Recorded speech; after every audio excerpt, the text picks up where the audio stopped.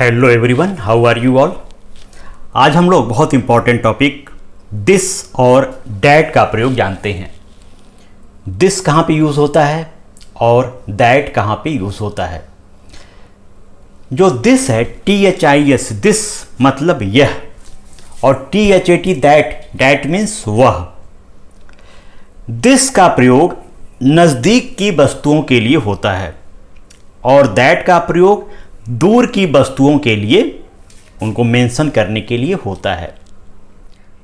इस चीज़ को आप क्लियर समझ लीजिए। दिस का प्रयोग नज़दीक के लिए और दैट का प्रयोग दूर के लिए, जो वस्तु है या कोई भी चीज़ है उसको इंगित करने के लिए, उसको मेंशन करने के लिए होता है। जैसे यह एक मार्कर है, तो मार्कर बिल्कुल मेरे पास है, तो यहां पे हम बोलेंगे दिस इज मार्कर। वहां पे एक चेयर है, वह एक चेयर है, दैट इज ए चेयर। तो नज़दीक जो चीज़ रहती है उसके लिए दिस का प्रयोग करते हैं और दूर कोई चीज़ रहती है तो उसके लिए दैट का प्रयोग करते हैं। जैसे यह एक पोडियम है, ये बिल्कुल मेरे करीब है, तो दिस इज ए पोडियम।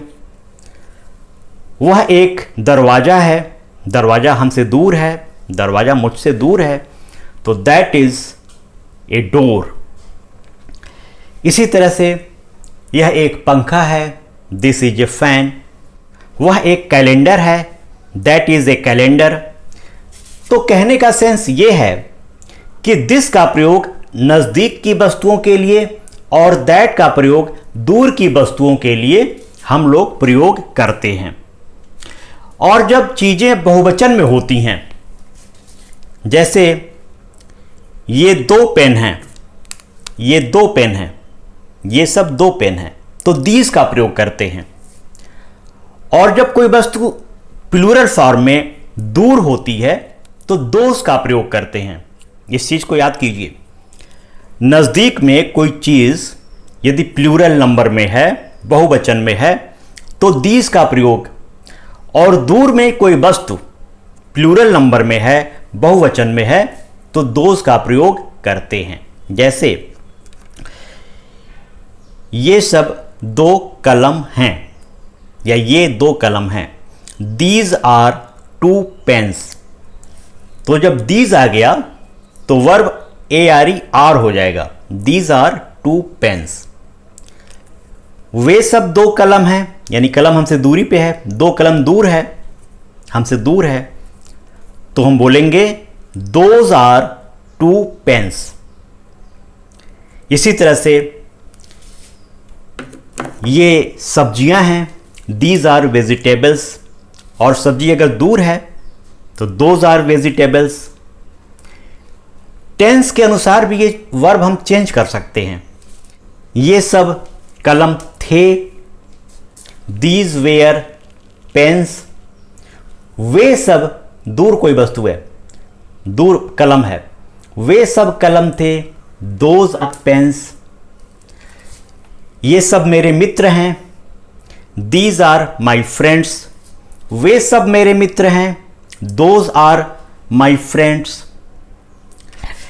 इसी तरह से ये लड़कियां थीं, ये लड़कियां थीं, दीज वेयर गर्ल्स। वे लड़कियां थीं, दोज वेयर गर्ल्स।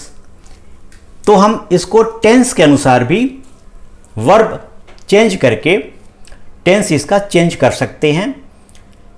तो कहने का सेंस ये है कि दिस और दीज का प्रयोग नज़दीक के लिए और दैट और दोस का प्रयोग दूर के वस्तुओं के लिए होता है। कुछ और सेंटेंस मैं आपको दे रहा हूं, आप इसको ट्रांसलेट करेंगे कमेंट करके। यह घड़ी है, पहला सेंटेंस में दे रहा हूं, यह घड़ी है। दूसरा सेंटेंस, ये सब घड़ियां हैं। तीसरा सेंटेंस, वे सब लड़कियां हैं, वे सब लड़कियां हैं। इसी तरह से नेगेटिव भी बना सकते हैं। यह कलम नहीं है, दिस इज नॉट पेन। यह बुक नहीं है, दिस इज नॉट बुक। वे सब बुक नहीं हैं, दोज आर नॉट बुक्स। वे सब लड़कियां नहीं हैं, दोज आर नॉट गर्ल्स। इस तरह से आप अपने बुक्स के exercise this, that, these, those के एक्सरसाइजेस अफर्मेटिव और निगेटिव के करेंगे। इंट्रोगेटिव के लिए आपको मालूम है कि is, am, are, was, were पहले आ जाएगा। क्या यह घड़ी है? क्या यह घड़ी है? Is this A watch? क्या यह घड़ी है? Is this A watch? क्या वह घड़ी है? क्या वह घड़ी है? Is that A watch?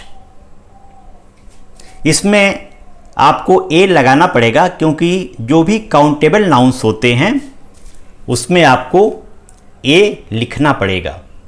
Vowel के अनुसार यदि ए, ई, आई, ओ, यू वाले वर्ड्स हैं तो आपको एन लिखना है, और यदि कॉन्सोनेंट वाले हैं तो आपको ए लिखना है। इसके भी मैंने वीडियो बना दिया है वॉबल और कॉन्सोनेंट के, उसको भी आप देख करके समझ सकते हैं कि कहाँ पे ए लगेगा, कहाँ पे एन लगेगा, कहाँ पे द लगेगा। जितने भी आर्टिकल्स हैं मैंने वीडियो बना दिए हैं, आप आर्टिकल्स में देख करके समझ सकते हैं कि कौन कौन से वॉबल साउंड्स वाले जो शब्द हैं उनके आगे एन लगता है, किसके आगे ए लगता है, और किन परिस्थितियों में द लगता है। इसी तरह से यदि सेंटेंस है,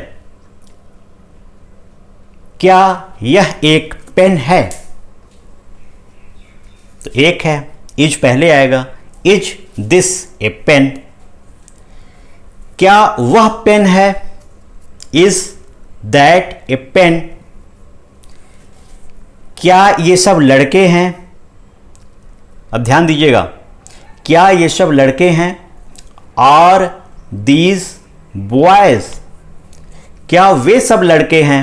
आर दोज बॉयज? इस तरह से आप दिस, दैट, दीज और दोज के प्रयोग को समझेंगे। इसको बहुत अच्छे से एक्सरसाइजेस को करेंगे। Happy learning, take care.